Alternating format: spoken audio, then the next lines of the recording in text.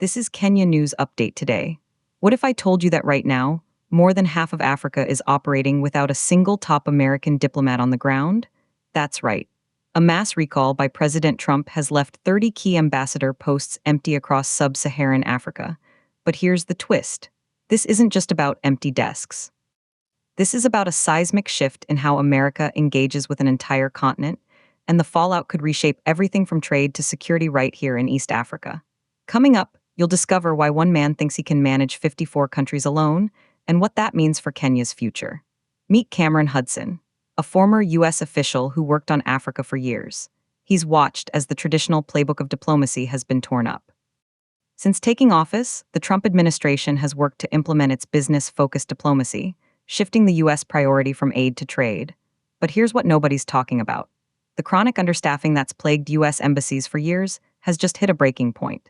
The Associated Press reports Trump's ouster of 13 chiefs of mission will bring total top-level vacancies to roughly 30. That's a leadership vacuum across more than half the continent. And then something shocking happened. The State Department wouldn't even say when or if they plan to replace them. It was unclear whether the State Department planned to replace those who are being recalled. The department did not provide answers.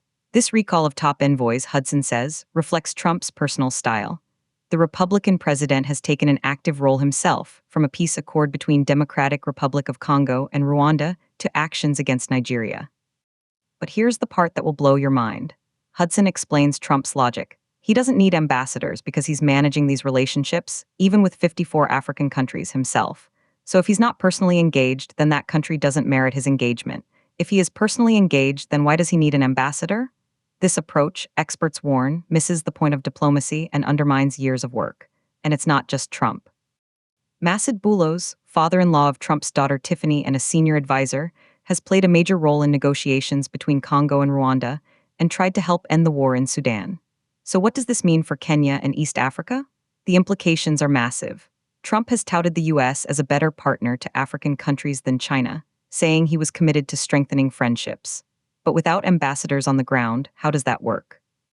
This comes as Washington lost a military base in the Sahel region and made little progress breaking China's commercial domination in critical minerals.